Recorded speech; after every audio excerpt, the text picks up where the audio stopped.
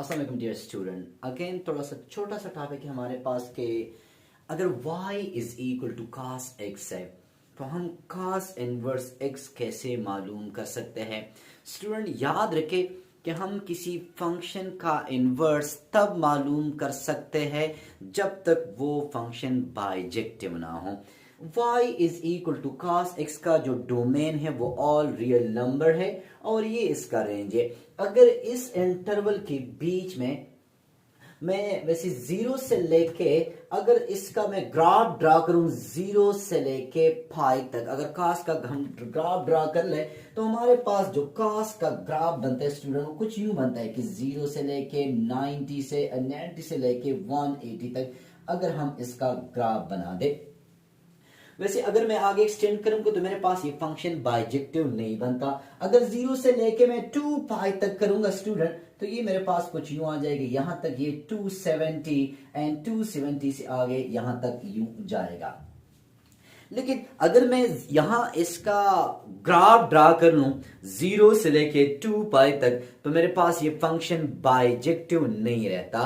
तो जब बाइजेक्टिव नहीं रहेगा तो हम इसका इनवर्स मालूम नहीं कर सकते। तो हम कास के इस डोमेन को रेस्ट्रिक्ट करते हैं तब जाके हम उसका इनवर्स मालूम करने की कोशिश करते हैं। तो हम यूं कर लेते हैं कि कास की जो डोमेन है इसको मैं रेस्ट्रिक्ट कर लेता हूं कि कास का जो डोमेन है जीरो से लेके पाई तक मैंने इसके डोमेन को रिस्ट्रिक्ट कर दिया। इसके बीच में इसका मैक्सिमम कीमत 1 एंड मिनिमम कीमत हमारे पास -1 आ सकती है। अगर आप इस इंटरवल में देख ले तो हमारे पास जो cos x है ये हमारे पास क्या बन गया स्टूडेंट, बाइजेक्टिव बन गया। तो अगर मैं y is equal to cos का जो डोमेन है 0 पाई है और इसका जो रेंज है -1 is less than or equal to y and y is less than or equal to 1। तो अगर हम इस इंटरवल में इसका इनवर्स मालूम करें तो स्टूडेंट वो कुछ यूं बन जाएगा कि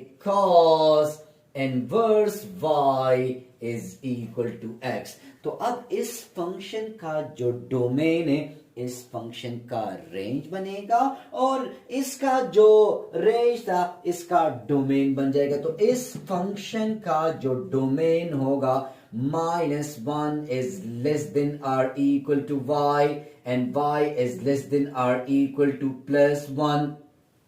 और अगर रेंज की बात करूं तो इस फंक्शन का रेंज क्या होगा स्टूडेंट, 0 पाई।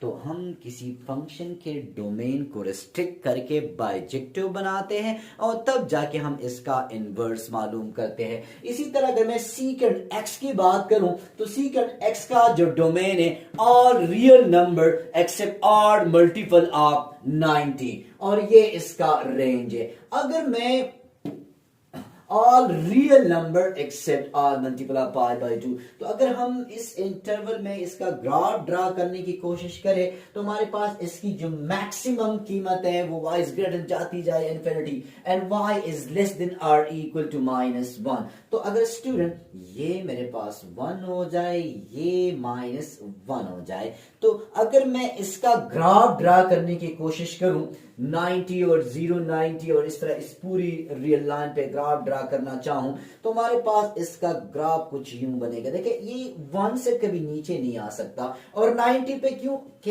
ये अनडिफाइन हो जाते हैं क्योंकि 90 second is equal to 1 by cos और cos 90 पे 0 होते और 1 बाय 0 अनडिफाइन होते। सिमिलरली अगर 90 से लेके मैं इसका ग्राफ यूं ड्रा कर लूं 180 ये 210 ये 240 एंड ये हो जाएगा मेरे पास 240 एंड 270।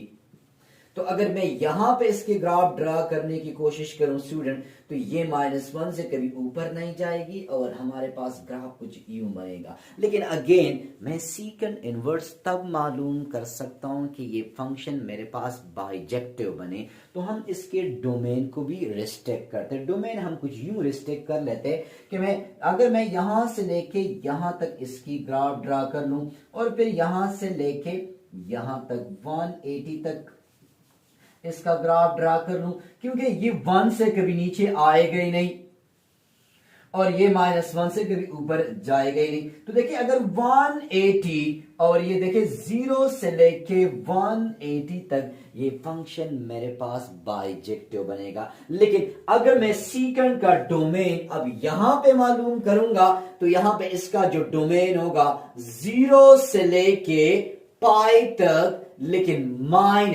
-π/2, इनकी बीच में 90 का नंबर निकाल करके तो ये इसका क्या बनेगा, ये इसका बनेगा डोमेन। अगर रेंज की बात की जाए तो इसका रेंज वही होगा कि y is greater than or equal to 1 and y is less than or equal to -1।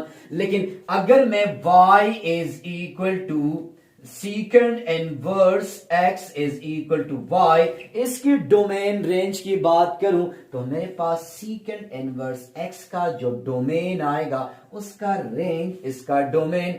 So y is greater than or equal to 1 and y is less than or equal to -1। ये secant inverse x का domain बनेगा। अगर range की बात करूं तो जो सीकेंड का डोमेन होगा वो इसका रेंज बनेगा। इसका जो रेंज हमारे पास बनेगा 0 से लेके पाई एंड -π/2।